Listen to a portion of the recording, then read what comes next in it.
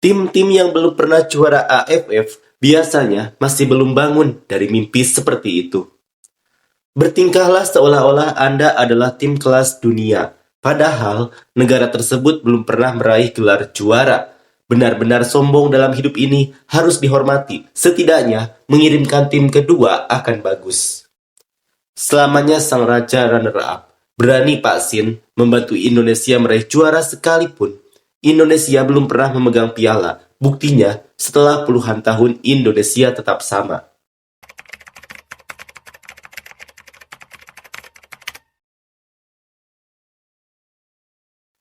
Piala AFF 2024 dijadwalkan bergulir pada 8 Desember 2024 sampai 5 Januari 2025.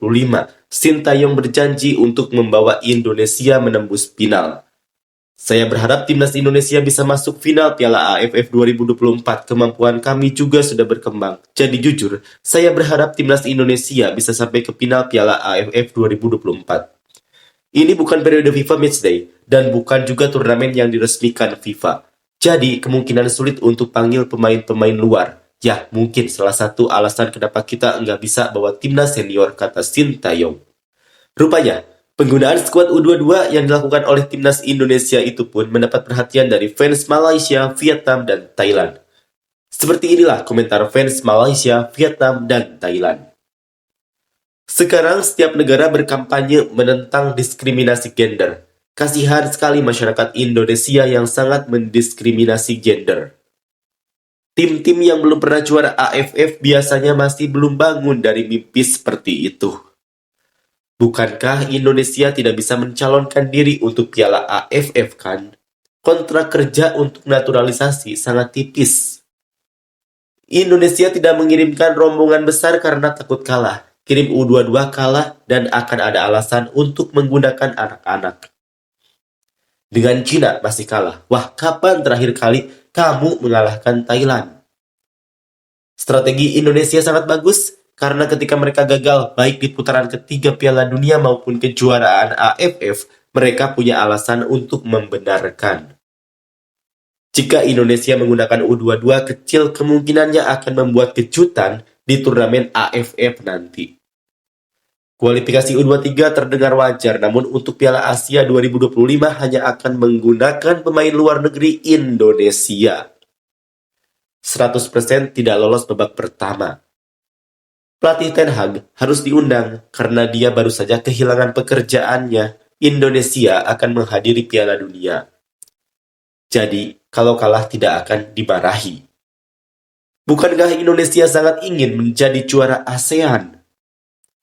Tidak ada tujuan selain pengalaman jika tidak menggunakan pemain asing. Begini cara hindari malu jika Indonesia kalah. Indonesia pernah menang Piala AFF. Masuk sekedar menjadi tim yang dibantai latihan tim-tim lain, kasihan. Mereka tidak menghormati AFF, jadi Vietnam juga harus mengirimkan tim U22 atau U20 untuk berpartisipasi, atau membatalkan turnamen. Jika Anda semua memasukkan skuad penuh, masih belum ada jaminan kami akan memenangkan AFF. Jadi apa gunanya bergabung? Hanya mengikuti orang banyak.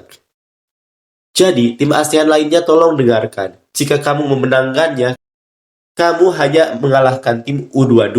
Tidak ada yang perlu dibanggakan. Tetapi jika kalah kamu akan sangat malu. Cerdas sekali Indonesia. Tapi tidak adil dengan lokal yang bermain di Liga 1. Tidak apa-apa, saya tidak peduli. Jangan lupa bahwa turnamen ini juga menghitung poin FIFA. Biarkan mereka kalah, poinnya akan terus menurun. Itu tim besar, tapi tetap bagus jika tertinggal 2-3. Itu dianggap menghormati turnamen. FIFA telah menyatakan bahwa mereka menghitung poin, tetapi akan menambah sedikit, tetapi tim dengan peringkat tinggi akan mengurangi banyak jika kami kalah. Skor di luar hari FIFA dikalikan 5, dalam hari FIFA skor dikalikan 10. Menghemat uang untuk kualifikasi Piala Dunia karena pemain Belanda. Juara ASEAN belum pernah diraih satu kali pun, tapi bertingkahlah seolah kamu ahli dalam hal itu. Mereka menggunakan U22 karena tidak punya uang untuk menyewa pemain transfer. Buka statistiknya dan lihat berapa kali Indonesia kalah dari Thailand. Statistik Thailand menekan Indonesia. Indonesia hanyalah tim yang buruk. Anda tidak perlu mengirimkannya untuk berkompetisi. Sang juara tidak pernah bisa menyombongkan diri. Pihak transfer Indonesia pakai uang untuk menyewa mereka. Jika Anda tidak menggunakan uang itu untuk memperkerjakan mereka, mereka tidak akan datang bermain untuk Anda. Apapun kelompok yang Anda kirimkan ke Thailand, Anda akan tetap menjadi raja ASEAN tanpa harus menggunakan pemain naturalisasi. Saya rasa Indonesia akan dengan mudah menjuarai AFF kali ini baik mereka mengirimkan tim U22 atau U20. Saya sangat yakin dengan keunggulan mereka dibandingkan wilayah lain. Thailand dan Vietnam membutuhkan waktu bertahun-tahun lagi untuk bisa mengejar ketertinggalan Indonesia. Semoga sukses untuk semuanya. Saya tidak terlalu peduli dengan line up apa yang dibawa Indonesia ke Piala ASEAN. Jika mereka membawa tim U22, maka itu bagus untuk mereka. Namun jika fans Indonesia menjadikan hal tersebut sebagai alasan saat kalah, sungguh konyol. Kerugian tetaplah kerugian, itu saja. Jadi mereka punya alasan saat kalah. Mereka tidak berani mengirimkan pemain lokal asli yang berusia lebih dari 22 tahun. Tidak perlu beri pengalaman pemain U22 sebab akan habis di situ saja. Senior tak pakai pemain lokal, pemain senior didatangkan terus dari Belanda. Bakal balik kampung lebih awal, selamat 0 AFF. Jika kalah, jangan membuat alasan dengan menyuruh anak bermain, ingat ini. Tidak apa-apa bagi Raja untuk menjadi yang kedua lagi, karena Indonesia belum pernah juara.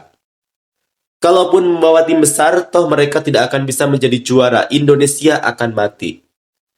Bertingkahlah seolah-olah Anda adalah tim kelas dunia, padahal negara tersebut belum pernah meraih gelar juara. Benar-benar sombong dalam hidup ini harus dihormati, setidaknya mengirimkan tim kedua akan bagus. Selamanya sang raja runner-up, berani Pak Sin membantu Indonesia meraih juara sekalipun. Indonesia belum pernah memegang piala, buktinya setelah puluhan tahun, Indonesia tetap sama. Saya yakin Indonesia akan lolos ke Piala AFF meski menggunakan tim U22. Malaysia menggunakan U17 dan bisa mengalahkan Indonesia. Hilangnya babak ketiga Piala Dunia berarti tim asing akan langsung dibubarkan. Kalau lokal pasti cepat gagal, malah pakai U22 punya alasan kalah. Kalau Indonesia kalah, AFF orang Indonesia akan marah. Kalau orang Indonesia marah, Sintayong akan keluar. Bagus.